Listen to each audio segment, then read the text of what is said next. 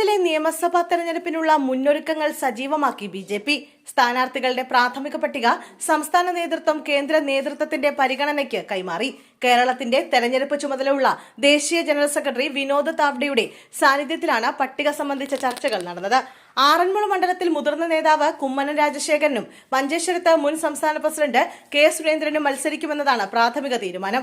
പാർട്ടിക്ക് ശക്തമായ സ്വാധീനമുള്ള നേമമണ്ഡലത്തിൽ സംസ്ഥാന പ്രസിഡന്റ് രാജീവ് ചന്ദ്രശേഖർ തന്നെ സ്ഥാനാർത്ഥിയാകാൻ സാധ്യതയേറെയാണ്.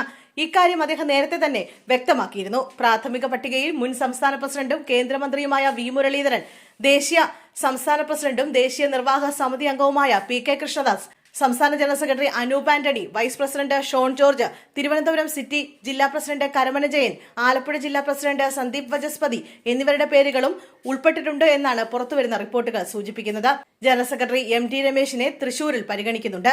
രമേശ് മത്സരരംഗത്തില്ലെങ്കിൽ പത്മജ വേണുഗോപാലിനാണ് സാധ്യത. ജനറൽ സെക്രട്ടറി ശോഭാ സുരേന്ദ്രന് ഇതുവരെ മണ്ഡലം നിശ്ചയിച്ചിട്ടില്ലെങ്കിലും 4-5 മണ്ഡലങ്ങളിൽ ശോഭാ സുരേന്ദ്രന്റെ പേര് സജീവ പരിഗണനയിലാണ്. വട്ടിയൂർക്കാവ് മുൻ DGPയും കൌൺസിലറുമായ ആർ ശ്രീലേഖയോ നടൻ കൃഷ്ണകുമാറോ സ്ഥാനാർത്ഥിയാകാൻ സാധ്യതയുണ്ട്. ചാത്തന്നൂരിൽ മുൻ ജില്ലാ പ്രസിഡന്റായ BB ഗോപകുമാർ, കരുനാഗപ്പള്ളിയിൽ ജിതിൻ ദേവ്, കാഞ്ഞിരപ്പള്ളിയിൽ N ഹരി എന്നിവരും മത്സരിച്ചേക്കും. അതേസമയം സഖ്യകക്ഷികളായ BDJS 2020 ഉൾപ്പെടെയുള്ള ഘടകകക്ഷികൾക്ക് ഏകദേശം 40 സീറ്റുകൾ നൽകാനാണ് BJPയുടെ നീക്കം.